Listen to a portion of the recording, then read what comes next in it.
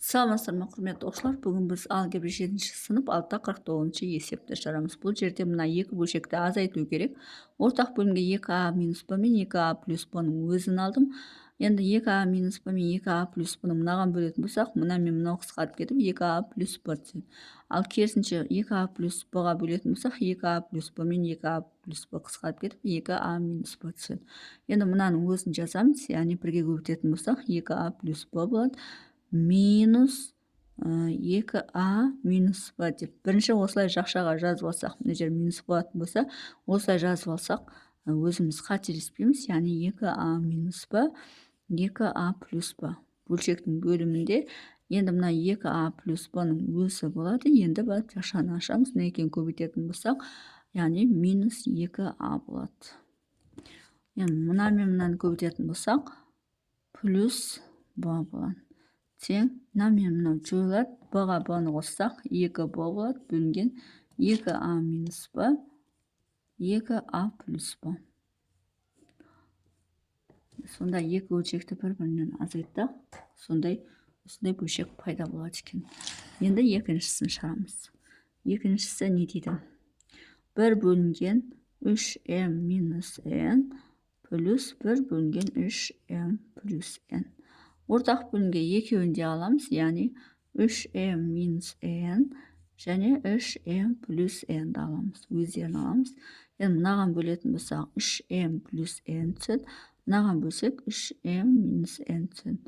Енді мынаны өзін көбейтетін болсақ, 3m плюс n ортасы қосу болғандықтан 3m минус n деп жаза беруге болады. Енді бұл жерден плюс n мен минус n жойылады. 3mге 3mді қоссақ 6m болады, бөлінген 3m минус n, 3m плюс n. Бұл бізде екінші есепті, екіншісі, яғни 649-ның екіншісін шығару жолы.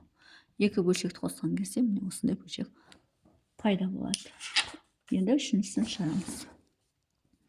Үшіншісі бізде 5 бөлінген x минус y плюс минус 3 бөлінген x плюс y. Енді осы екі бөлшекті бір-біріне қосу қажет. Ол үшін ортақ бөлімге қайтадан x минус y, x плюс y-ді аламыз. Мынаған бөлетін болсақ, x плюс y түседі. Мынаған бөлетін болсақ, x минус y түседі. Енді көбейтеміз. 5x плюс 5y минус 3 x минус y.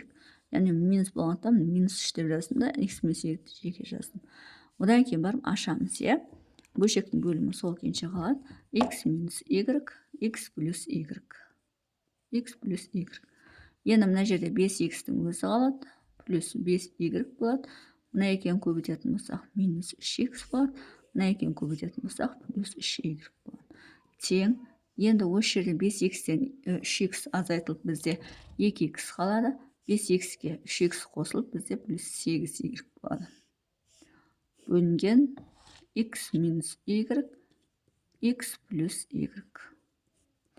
Бұл бізде екі бөлшекті азайтқан кезде пайда болған бөлшек. Енді төртіншісін шығарамыз. Төртіншісі 4 бөлінген p плюс q плюс 2 бөлінген p минус q. Ортақ бөлім сол қайтадан p плюс q, p минус q болады. Енді мынаған бөлетін болсақ, мына жерге p минус q түседі. Мынаған бөлсек, p плюс q түседі. Енді мына жерге көбейтетін болсақ, 4p болады. Минус 4q болады. 2-ні p-ға көбейтсек, плюс 2p болады. Өйткені плюс алды. 2-ні q-ға көбейтетін болсақ, плюс 2q. Енді осы жерден бөлшектің алдына ұқсас мүшелерді қосамыз.